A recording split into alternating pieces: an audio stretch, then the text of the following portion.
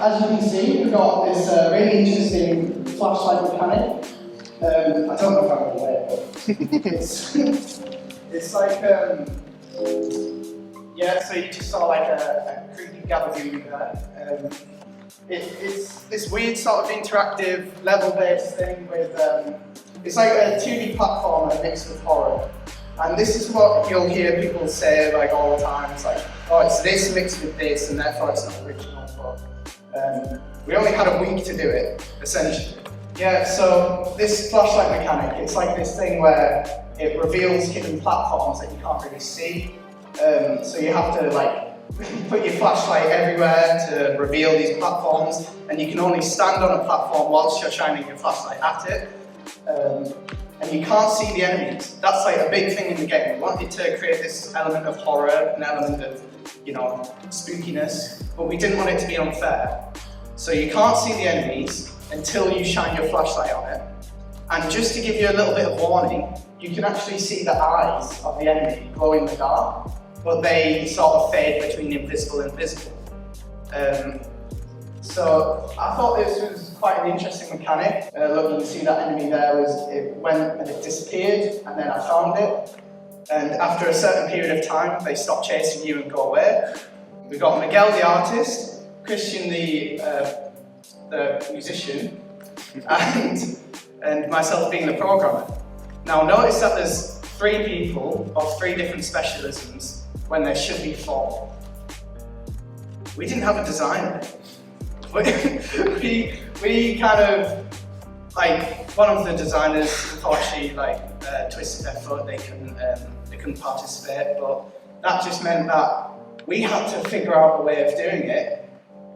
And you know what? I give a lot of credit to designers. It's actually a lot of work and it's really hard.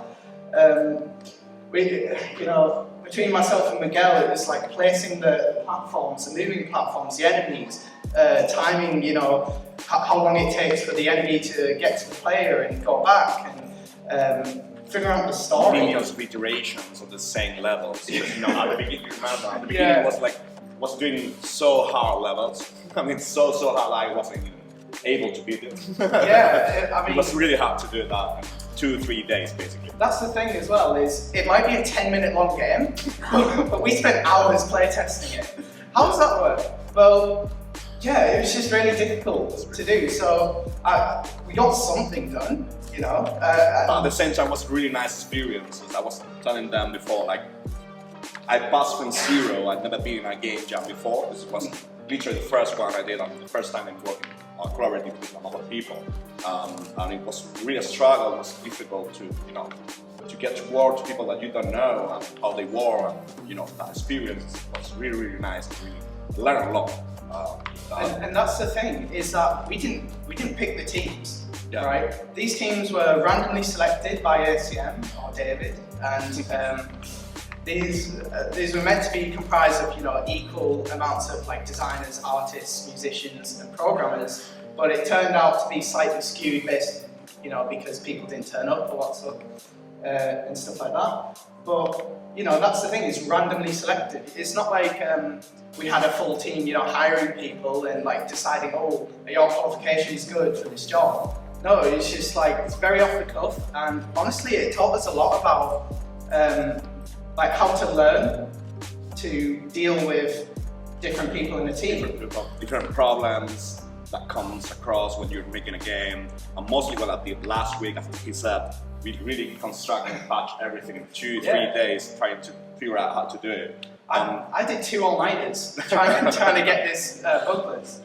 So, well, as we say, it was a struggle, but we learned a lot, and at the end it was fun. I mean, we had fun, we come out with some ideas. All the thing, the black and white thing we're seeing here was a very original idea we had, and everyone was happy with it, so we get keep going with that idea.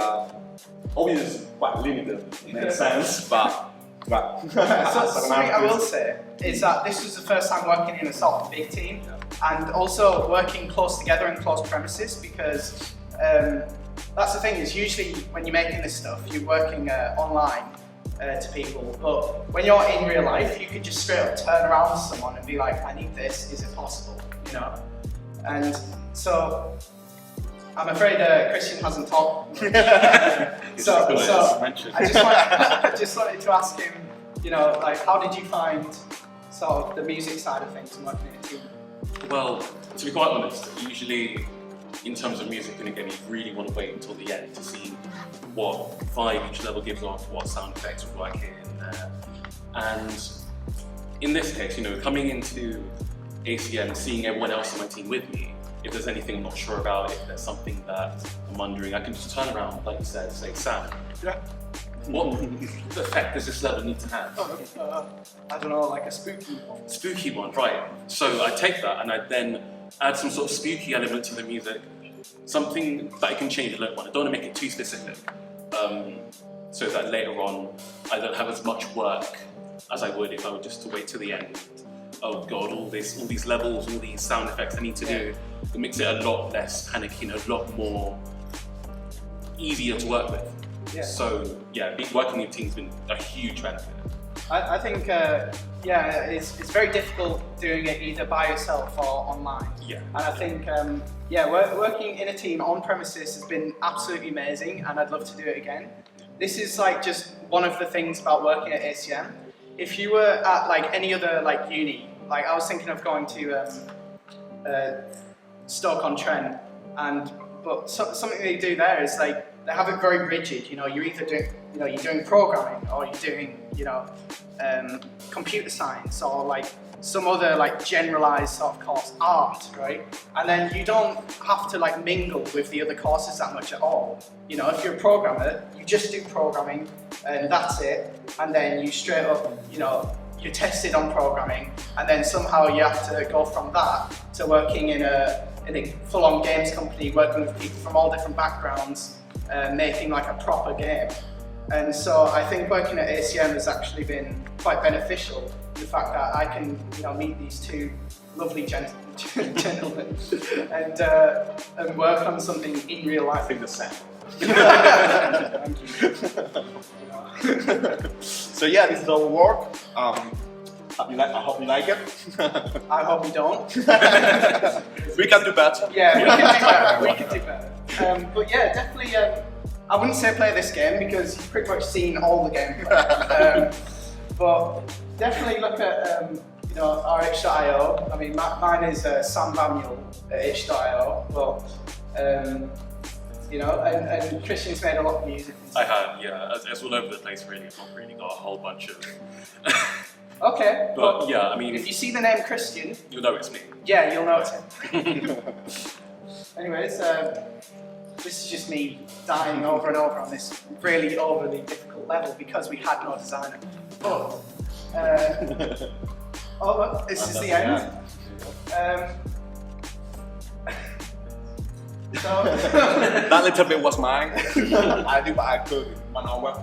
that is an amazing sort of picture of a child locked up in chains. If I've ever seen one. But yeah, I literally did this 2 minutes before I had to set off to work. Yeah. Literally just put all this in, sent it to Miguel, and just sort of hoped that it worked. Anyways, there you go. thanks for watching. Thanks for watching.